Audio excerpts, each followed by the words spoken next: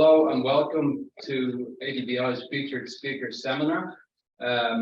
Firstly, we will have Mahvash Qureshi, who is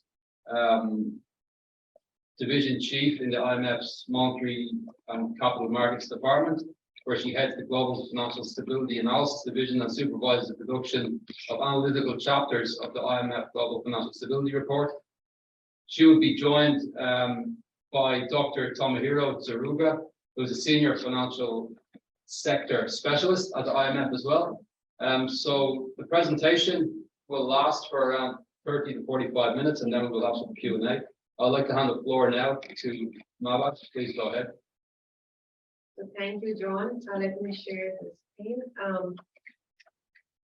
So a very good morning to all of you, and let me begin by thanking the ADBI for hosting this seminar. It's really a pleasure to be back both in Tokyo and at the ADBI after some 7 years. And, both are wonderful in Norway.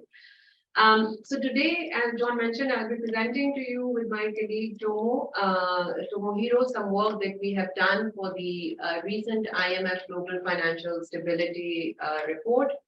And the work is about the implications of geopolitical tensions for macro financial stability.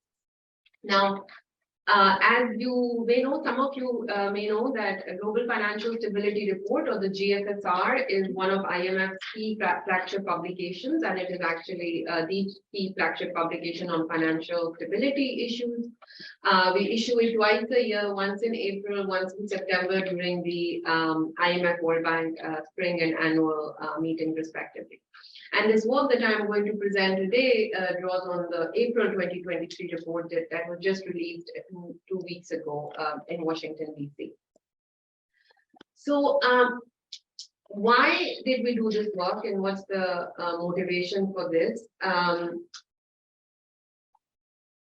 So as we all know, we have seen an increase in geopolitical tensions over the last couple of years, mainly because of the deteriorating diplomatic ties between the United States and China, but also in particular after Russia's invasion of Ukraine.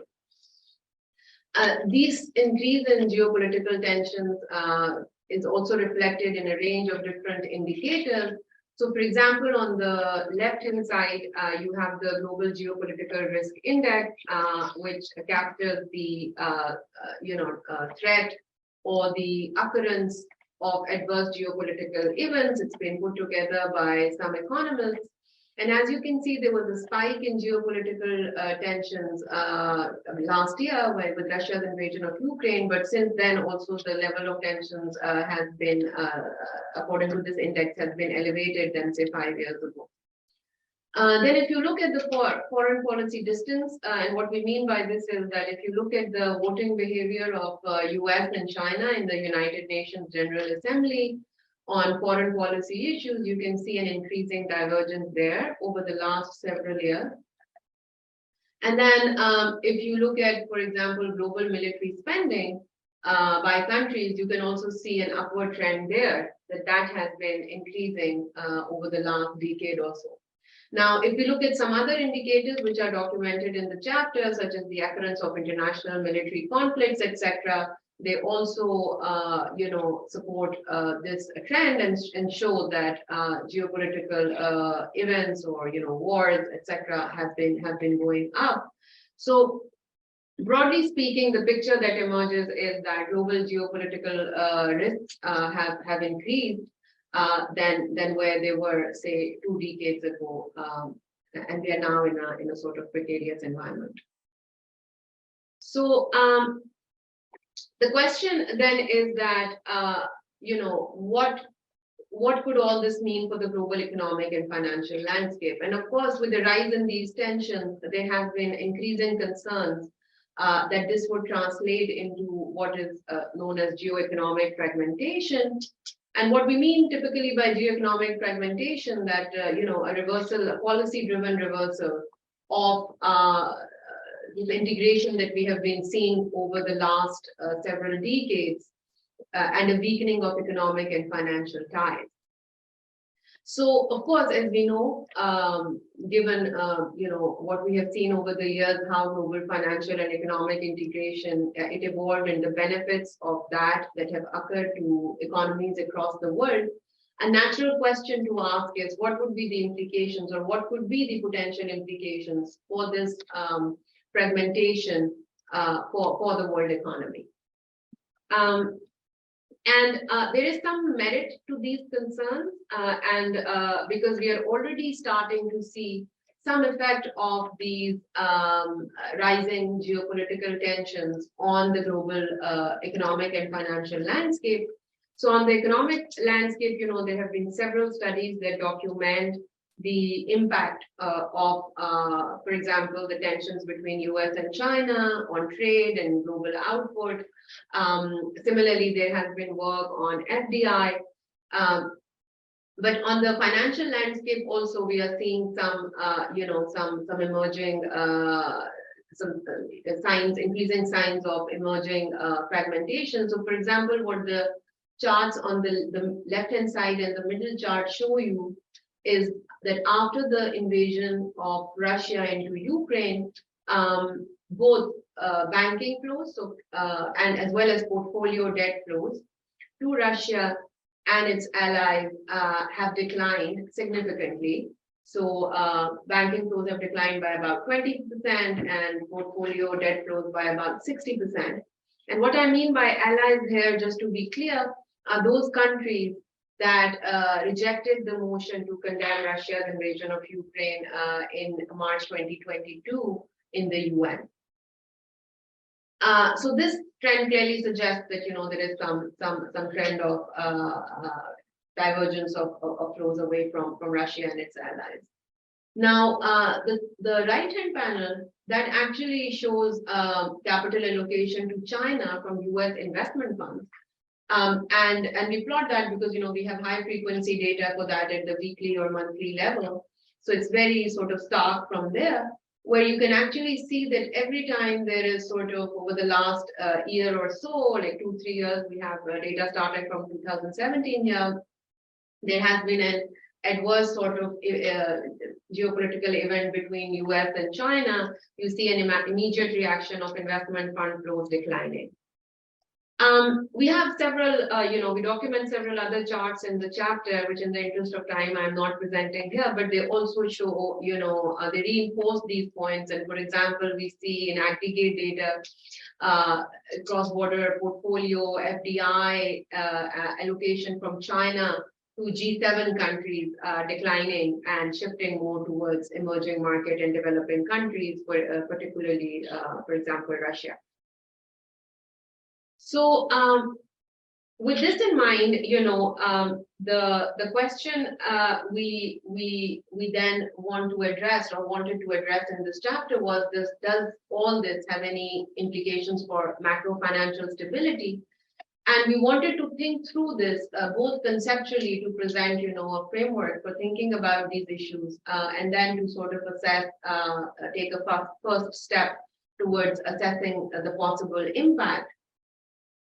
And so in principle, this chart, this flow chart documents our thinking, how we have structured the different, or how we think about the possible impact. So broadly speaking, geopolitical tensions could have an effect on macro financial stability through a financial channel.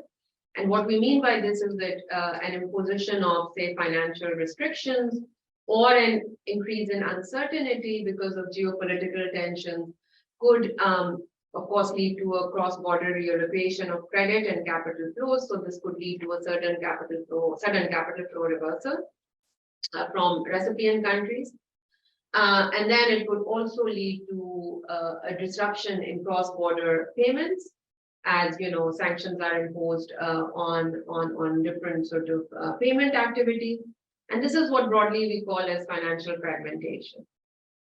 Now, of course, all this could also have an effect on asset prices, and both, the reallocation of cross-border capital as well as the volatility or declines in asset prices could put pressure on liquidity and solvency pressure on both financial and non-financial institutions in recipient countries, and generate macro financial instability. Now, there could also be a real channel. So as we know, through tariffs, for example, on international trade or supply chain disruptions, as well as disruptions to commodity markets, that could have an effect on economic growth and affect macro financial stability by generating credit risk. But it could also, as we have recently seen, in particular after Russia's invasion of Ukraine, lead to higher inflation. And then if monetary authority, which of course in its own self is going to have implications for the real sector, but also if monetary policy reacts to inflation by monetary policy is tightened, then that would also put pressure or financial strains and squeeze economic activity, thereby having some macro financial implications.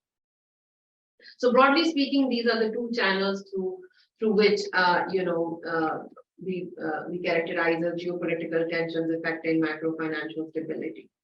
Now, in the longer term, there could be an effect also, given that so here one could think of these effects for of a more short to medium term nature, because ultimately then the economies may adjust. But in the longer term, there could be an effect if fragmentation leads to fewer international partners and implies lower risk diversification opportunities, then of course that could lead to greater macro financial volatility in the longer term. Now, of course, this is a very simplistic characterization because there could be several other things through which geopolitical tensions could affect macro financial stability, both in the short and the long term. For example, cybersecurity risks would increase.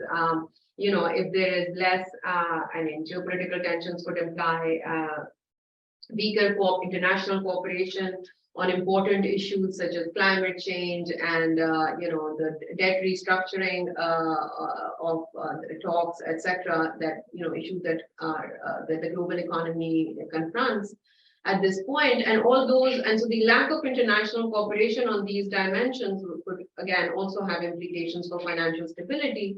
But those are, not the channels or direct channels that we examine in this chapter. So, with this in mind, the chapter asks three very specific questions. First of all, do geopolitical factors contribute to global financial fragmentation? So, do we find actually, if we conduct empirical analysis, that all these observations that we see, do they actually hold in the data?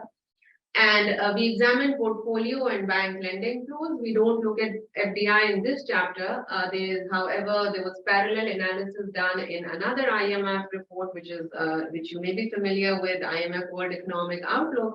And there's a chapter in that report which looks at the effect of fragmentation on FDI. So that part is covered there.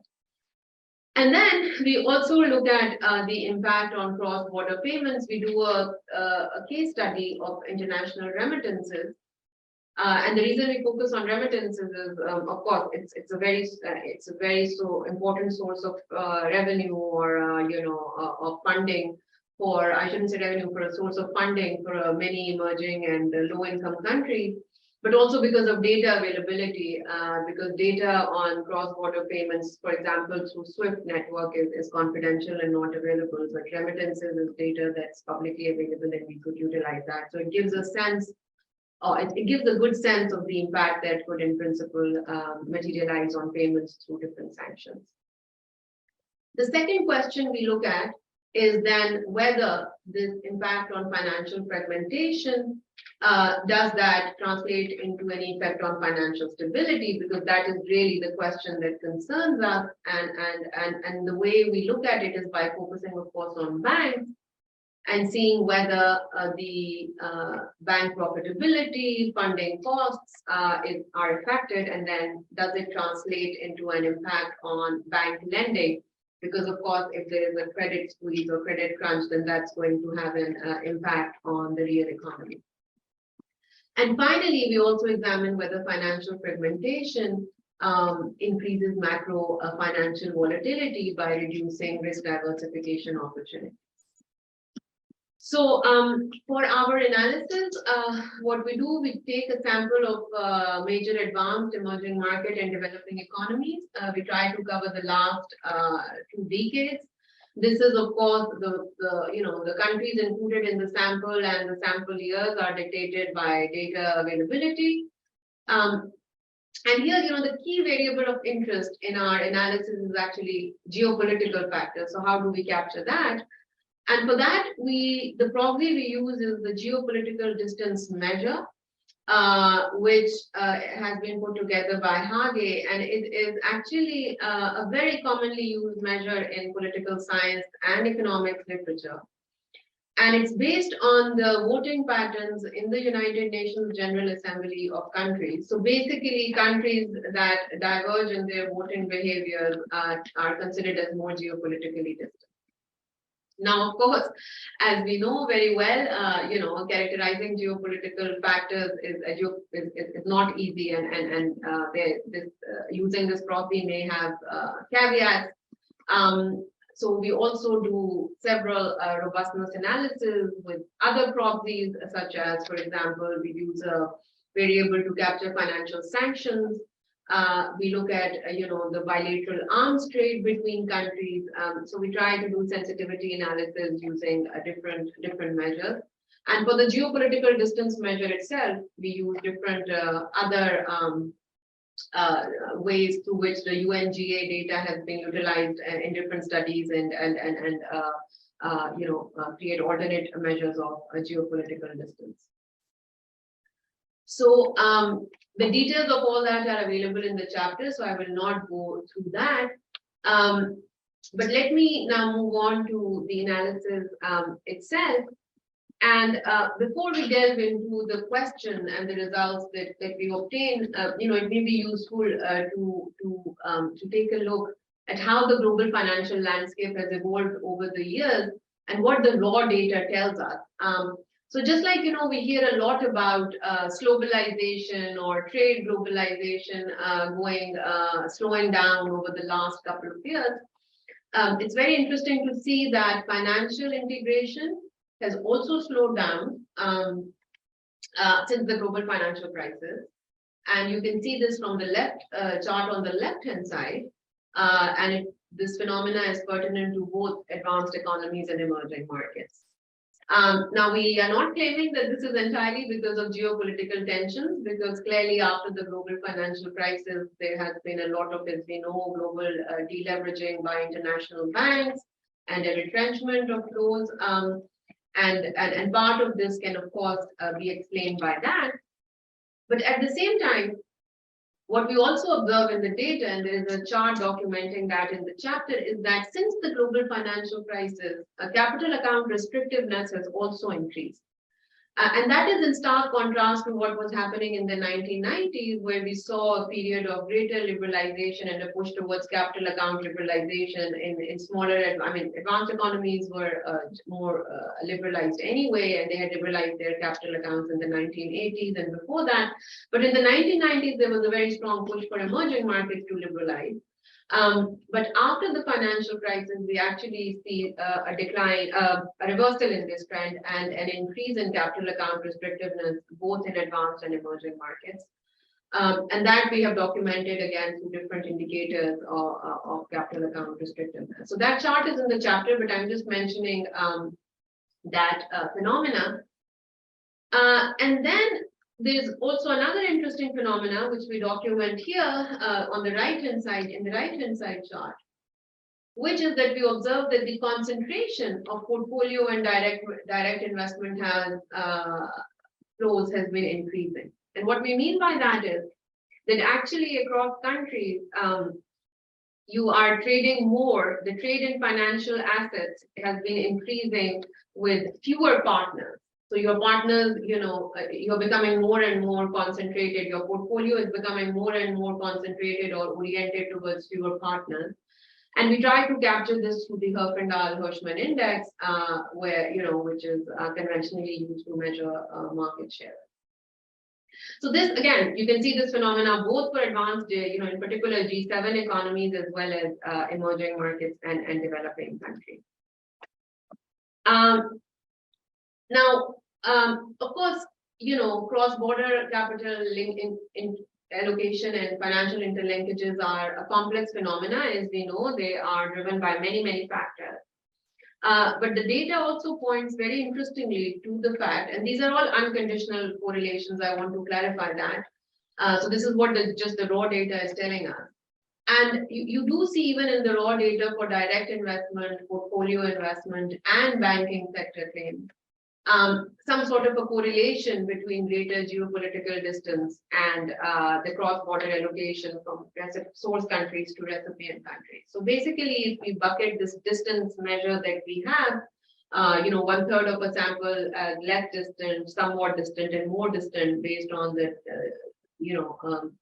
on our indicator, what you see is that countries that are less distant tend to receive greater, partners that are less distant tend to receive greater direct investment, portfolio investment, and banking claims. And it's the other way around for more distant countries. And then with this observation in mind, we do a more rigorous econometric analysis, and our prior based on the data is confirmed. And basically, what we do here is we estimate a gravity model, which is a very common model and has conventionally been applied for international trade. We apply it to cross-border capital allocation, we have on the left-hand side, we are looking at the share of recipient country in the total cross-border allocation of source country. And on the right-hand side, we have our main variable of interest, which is this geopolitical distance measure. And we control for a range of factors like bilateral factors, so distance, colonial ties, political ties, etc. Because these are typically the variables that have an effect on your relationship, both for trade and financial flows. And in addition, we control for a range of other macroeconomic and financial and structural variables, both time variant and invariant for source and recipient country. So what we find is that despite controlling for all these conventional and traditional determinants, you find a very strong effect, significant effect of cross-border capital, of geopolitical distance on cross-border capital allocation. And basically countries that are one standard deviation, so one standard deviation increase in geopolitical distance. And you may wonder what that means in practice. So a one standard deviation increase, you can think of it in data, it's basically the increase that has happened between the voting behavior, the divergence in the voting behavior of US and China since 2016. So how much they have grown far apart. And so that is sort of our one standard deviation measure. And what you see is that implies on average a reduction in portfolio and banking sector claims by about 15%. The impact is larger for investment funds, and we find it to be 25%. And this is sort of, and I must mention that for investment funds we have higher frequency data, so we are using monthly data. And in a way, this confirms to sort of our priors, because the literature on investment funds has generally found that the investors here, they tend to be more fickle and more sensitive to changes happening in the global environment. And sort of this is what we see, that they tend to react more. And so I think this is quite important, given the importance of the importance of investment funds has been growing over time, and especially across since the global financial crisis.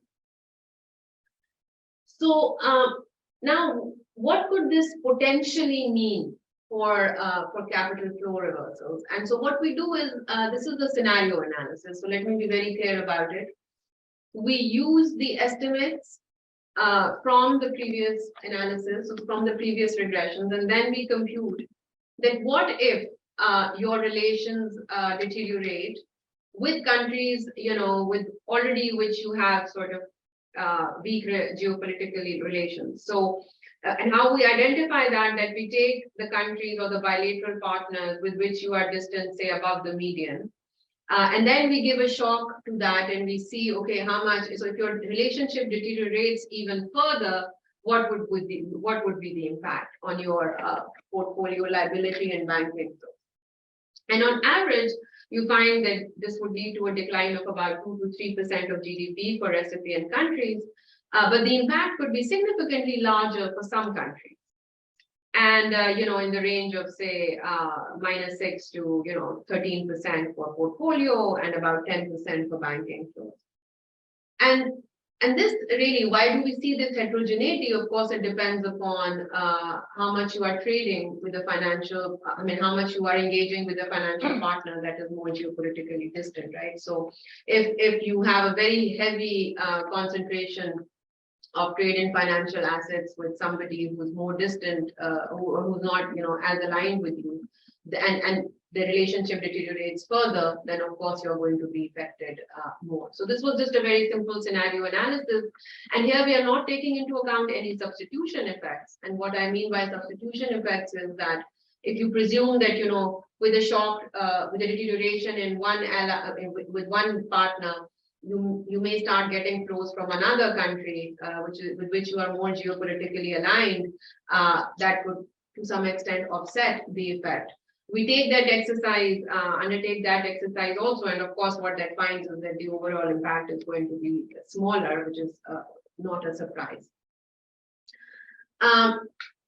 But then what we do is, we also examine, we do 2 more exercises. One is to see if there are any macroeconomic or financial characteristics that could help countries buffer the shock.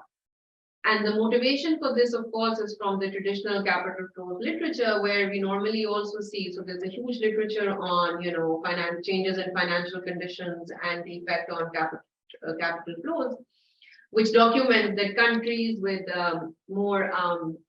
with stronger macroeconomic fundamentals or stronger buffers, external buffers, tend to face smaller declines in capital flows when reversals happen. And we also find a similar thing. And basically what we see is that countries that have a higher international reserves to GDP ratio or net foreign assets to GDP ratio, and those that are more financially developed tend to be better able to absorb the shock, and there are some offsetting effects from these factors as they help to, these countries to continue attracting flows. So, and the other exercise that we do is, because as I just mentioned, that from the to get a sense, because from the bilateral flows regressions, of course, we are seeing that bilateral, there's a reduction in bilateral capital allocation. But then does it translate also into some sort of an aggregate effect, which is what would matter for macro financial stability? Because you want to understand whether so far the data tells us that there is some immediate substitution effect. So if your relations with one country are going down and flows are going down, is it immediately substituted by some other financial partner? And what we find is that so far what the data is telling us is that no, on an aggregate basis, capital flows also go down. And basically the effect is very much in line with what we documented in our scenario analysis, which is that on average, it's about a 2 to 3% of GDP impact. And the other interesting observation is that emerging markets tend to be more affected than advanced economies.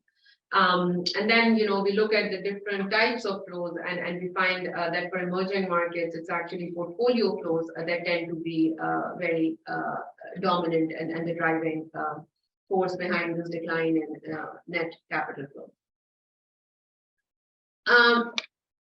So I mentioned to you already that we also do a case study on remittances. I'll go over this very quickly in the interest of time. And basically, here, for the event study, we look at financial sanctions and see if there has been an impact once the financial sanction is imposed on remittances.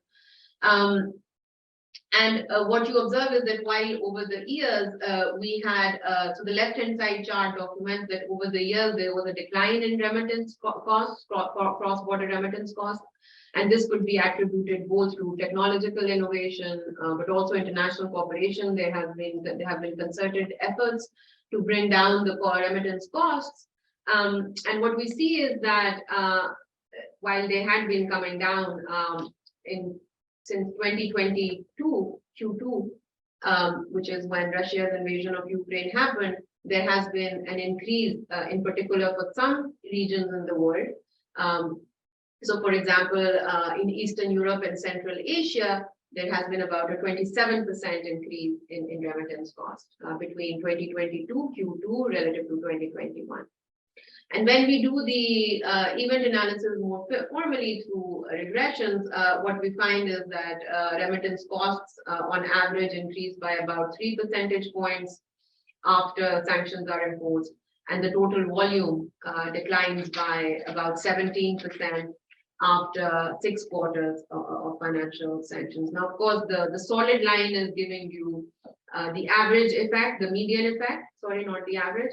And these dotted lines are telling you that based on our even studies, that is the range. So the 25th percentile, interquartile range, and the 75th percentile. So as you can see, these effects could be significant with profound implications for emerging and low income countries, which are heavily dependent on remittances and lead to real consequences. So now moving on to our second question on financial stability. So does this all translate into an effect on banks?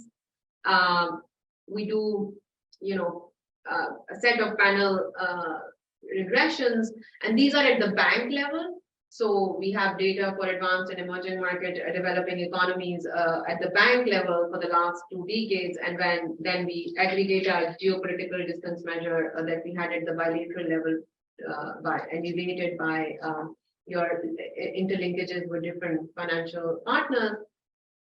So basically, what this chart is showing you, the green bar here, what it shows you is that as for a 1 standard deviation increase in geopolitical distance, you see an increase in banks' cost of funding, and that of course makes sense because if your capital flows are going down, that would translate into an increase in cost of funding for banks. Then it also translates to lower banking sector profitability, and this in turn leads to a decline in bank lending to the real economy. And the effects, again, are more pronounced for emerging markets than for advanced economies. So these are the results that were shown with the dark green bars.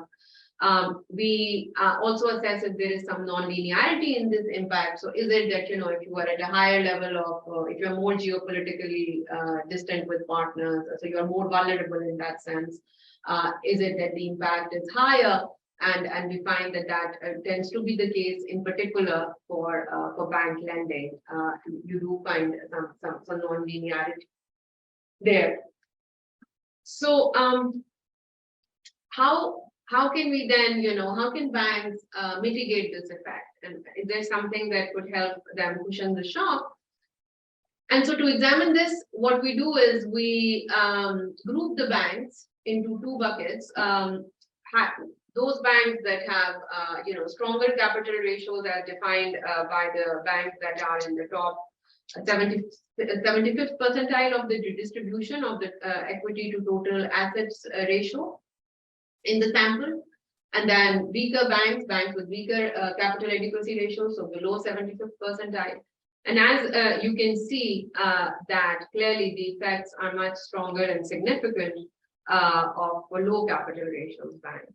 So banks with low capital ratios. So basically the bottom line is that there could be some insulation from these geopolitical shocks, just like with other shocks, if banks have a stronger buffers and adequate capital. So now just for the final segment where, as I mentioned already, that there could be impact on diversification, risk diversification, which could lead to increased macro financial volatility. Let me pass on to Tomo, who will walk you through that analysis and results. Thank you very much, Mahvash. So, in addition to the higher cost of funding, lower profitability of banks, another concern is the impact of higher geopolitical tensions on the macro financial volatilities and vulnerabilities. To begin with, we studied the impact of greater concentration in foreign assets and liabilities of emerging market economies. And this is also, of course, because of the geopolitical tensions that may affect allocation of capital, which leads to the fragmentation of the funding and assets, which will lead to higher concentration in portfolios of assets and liabilities. And in order to study the impact, we conducted a panel local projection analysis. As you can see on the left, we took net capital flows to GDP on the left, and we took foreign shocks. In this case, we took foreign monetary policy shock of the major financial partners of emerging market economies. And we drew impulse response in the middle and on the right. As you can see, the impact of an increase in foreign monetary policy rate is greater and more significant for countries with higher concentration in foreign asset and liability portfolios. And on the other hand, the impact is smaller and not significant for countries with smaller concentration in foreign asset and liabilities. In addition to the propagation of the shocks, we studied more directly the impact on the volatility of the capital flows. So here we conducted a panel fixed effect regression on capital flow volatility.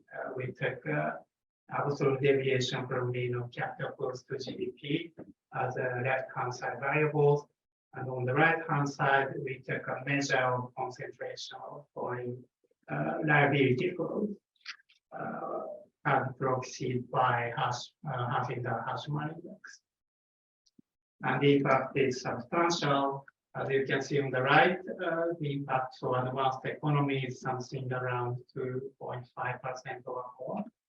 And the impact is greater for emerging market economies, which stands around about 6.5% of GDP. And finally, we conducted some kind of simulation exercise to see how increasing geopolitical tensions may undermine the benefit of diversification of international investment in G7 economies.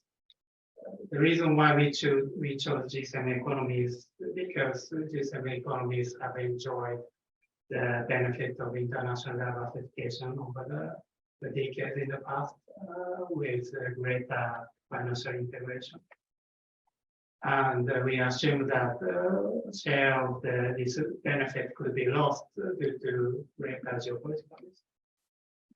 We took an open economy DSG model calibrated to G7 economies and 60 largest economies in the world.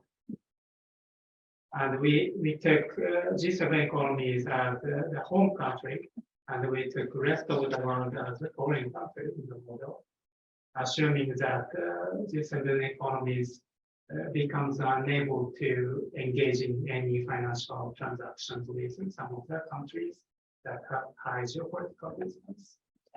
As you can see on the right, bottom right, we assume 4 scenarios where we, under full integration case, we assume these economies are able to engage in any transactions with all countries in the sample. But under fragmentation, especially under moderate fragmentation, we assume that this economy become unable to engage in financial transactions with countries with geopolitical distance higher than 25th percentile of the entire distribution of geopolitical distance.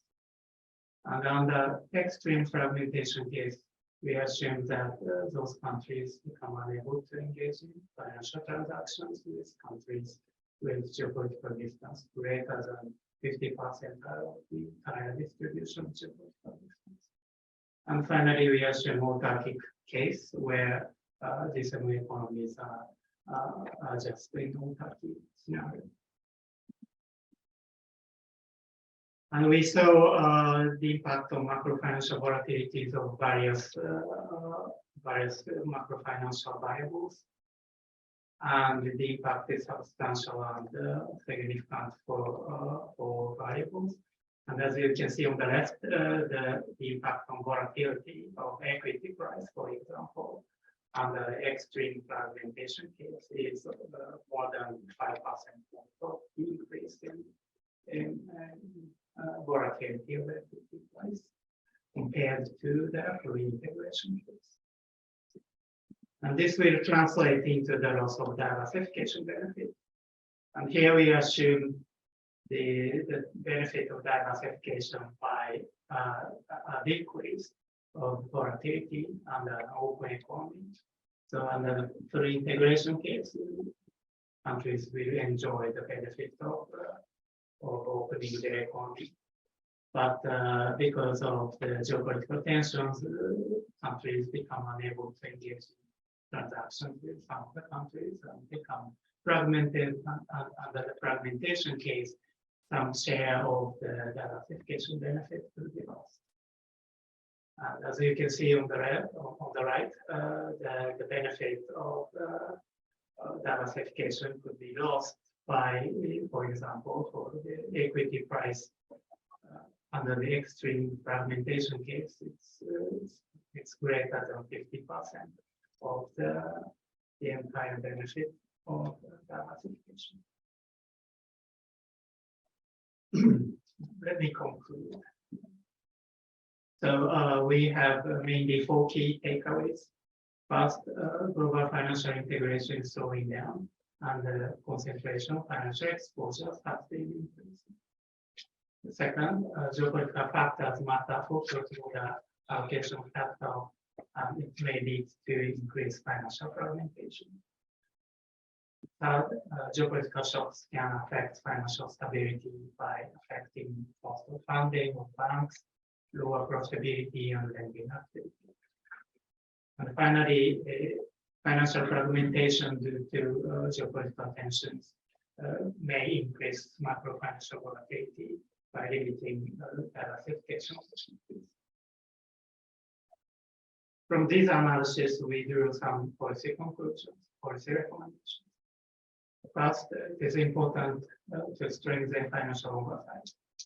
Authorities should devote more resources to identify and quantify, manage, and mitigate geopolitical risks and channels. And in order to do so, it is important to improve understanding and monitoring of the interaction between geopolitical risks and traditional risks, such as market risk, liquidity risk, and operational risks, to prevent potentially destabilizing fallouts from geopolitical. And in order to do so, a more systemic approach will be needed to develop actionable guidelines for supervisors, for example, by having more systemic stress testing. Second, it is important to build adequate buffers in terms of the international results at country level, as well as the capital and liquidity buffers in financial institutions. Third, it is also important to strengthen crisis management framework, for example, in cross-border bank resolutions, to deal with potential financial instability to greater geopolitical tension and greater financial fragmentation. And finally, and most importantly, it is important to strengthen international cooperation It is, of course, necessary. Sometimes it's necessary to impose financial restrictions to address national security concerns. But authorities should be mindful about unintended consequences and consequences of the systemic outcome of such restrictions. And it's especially important for enhancing cross-border payment systems to mitigate disruptions to cross-border payment services arising from geopolitical tensions. Okay, so thank you very much. We are happy to take any questions. Thank you very much. We now have a Q&A round, which will last for 15 minutes. I can see that there are some questions in the Q&A box, but I will ask a couple of questions of my own first to start things off. So firstly, thanks very much for an excellent and insightful presentation. I'd like to ask about the measure used for geopolitical risk and the measure that you use based on geopolitical distance. So a lot of the results obviously are driven by that. So have you tried looking at different measures of geopolitical risk and are they robust to the baseline findings that you have? The second question is on you look at how geopolitical factors and shocks imposed on those factors affect macro financial stability outcomes. But is there any sense of persistence in these shocks and significance in the persistence over time? Or is it something that would dissipate over a shorter duration, in which case it makes for policy implications a little bit more difficult if they are not persistent over time, I would say. Another question, of course, you looked at the macro financial considerations, but is there any sense of which is more important? So is it the macro or is it the financial that's being more affected by the geopolitical risk and uncertainties on geopolitical factors? And finally, on the policy implications. So at the beginning, you talked about some slowdown in financial integration, particularly after the financial crisis. But perhaps that was just in relative terms. So we saw that it was increased substantially in the 90s, particularly in the emerging markets due to liberalization and so on. There was perhaps some learning after the global financial crisis that we should not be too open. So I'm wondering, in terms of the implications for policy, is one of those saying that some less openness would be perhaps a buffer, or what other types of factors would be helpful in buffering against geopolitical shocks? Institutions or something like that would be important for emerging markets. Okay, so I'll stop there. Okay, do you want to, I think we can answer these and then. Please answer these, and then I will go to the Q&A box. Awesome. So I will take first shot at answering them, and then I'll pass on to Tomo in case he wants to add something. So on the measure of geopolitical distance, as I had pointed out, and as you correctly note, this is one measure that we use. This is a measure that is a very commonly used measure. So and it has very good data availability going back for many years, and between documents gives us a sense of bilateral geopolitical distance. So perhaps that's the reason it has been used so much in other studies, and we rely on that. But in addition, we do the sensitivity using a measure of bilateral sanctions, which is sort of a binary variable 1-0, and we then use it for the remittance event analysis. We also look at bilateral arms distance because, again, one could argue that greater geopolitical alignment is captured by if countries are engaging more in arms trade. And we try to use that for sensitivity analysis. And broadly speaking, the results remain robust. So, all that is documented in the annex for the chapter. We have it there. One thing I would like to note is that we do have a very high correlation of different indicators. So, of course, it's not a perfect one, but it's pretty high. So I think by and large, the the main message that, geopolitical factors matter for cross-border capital allocation it holds. And as a result, of course, consequently, if there's an increase, there would be a reversal. I think your second question was about lag. So that's a very interesting observation that, whether the effects are more short term or more long term. And I think that is what we try to do when we're thinking of it even conceptually, that perhaps, it's a short run effect and then in the longer term countries adjust, right?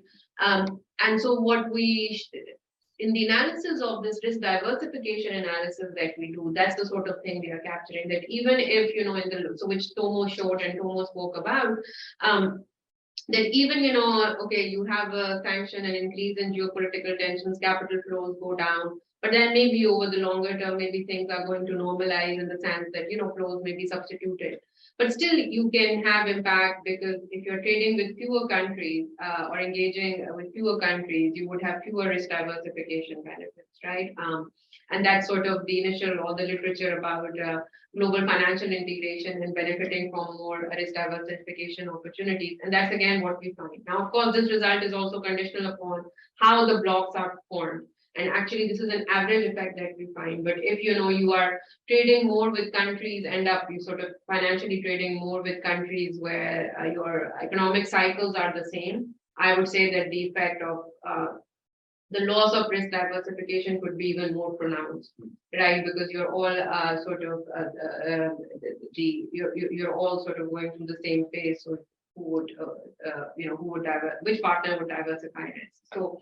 So that's one thing, and Tomo's results also, the local projections, they showed the dynamic impact. So it was over several quarters that we showed that impact. So that part, the third part of the analysis is basically to address this long run concern. Then you asked an interesting question, whether it's macro or it's finance that's more affected by this. So we are interested in finance to the extent that it affects macro economy, right? So we care about crises if they have financial crisis to the extent that they have an impact on real economy, GDP growth, people's livelihoods, consumption. And here, so there are two things. First is that, of course, if you find an effect, so in the second part, we do it sort of indirectly, where we stop at bank lending, because of course the implication is if bank lending is going down, then there are going to be consequences for the real economy, right? So that is where we stop, and the reason is lack of data. But in the analysis that then Tomo showed, they explicitly in the modeling exercise, for example, and that was the whole idea to do the modeling exercise. They look at volatility of macro variables along with financial variables. They look at output and they look at consumption. And at the end of the day, consumption is the variable we care about, right? So is it that that's welfare? And there they find that declines. So to answer your question, it's both financial and macro. But of course, at the end of the day, what we care about is the real economy. So the slowdown of financial integration, yes. So that's exactly the point, that after global financial crisis, a large part of this slowdown has been because could be attributed to the deglobalization, and especially decline in banking flows from advanced economies to advanced economies and advanced economies to emerging markets. Now, the question that you are asking, I think, is a bit different and a bit deeper, which is that desirable? So is it that, basically given that capital flows could be too much, excessive, create volatility, is it good to have some sort of restrictions in place? And this, I think, is independent of geopolitical tension, right? And then again, after the financial crisis, there was a large body of literature, has been, and actually a lot of conferences happened at ADBI, which I attended and contributed to, which were precisely about this, on this topic, about macro financial volatility from capital flows and how we can reduce that.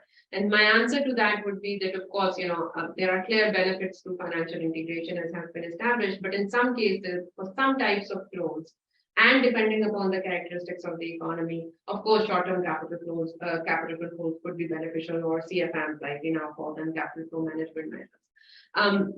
But so I think that's a different context in that sense. But here the fundamental question is that for geopolitical tensions, when they increase and countries start imposing these restrictions, at the end of the day, our feeling is, and that is also true from the trade perspective, the global economy could be worse off. Right now, as Tomo pointed out in the conclusion that there could be some cases where, of course, the tensions have increased so much that for national security concerns, you have no choice but to do that. But our point is that, to try to avoid getting to that stage, and if everybody realizes that it's there could be implications for their countries and overall, so, there should be a more concerted or serious effort at the international level to pursue the things diplomatically. Thank you very much. So we want to say something on this? Yeah, if I may, there are two things. One is the persistency of the geopolitical shocks matters for the analysis, of course. For example, in the analysis using the ESG model of the loss of diversification benefit, we assume that these economies become unable to trade permanently with countries with greater geopolitical distance. And if it is short-lived, the effect could be different because some of the variables included in the model, for example, equity prices and forward-looking variables, so it's highly dependent on the expectation about persistency of the shocks. So it will be highly affected by the persistency of the geopolitical distance.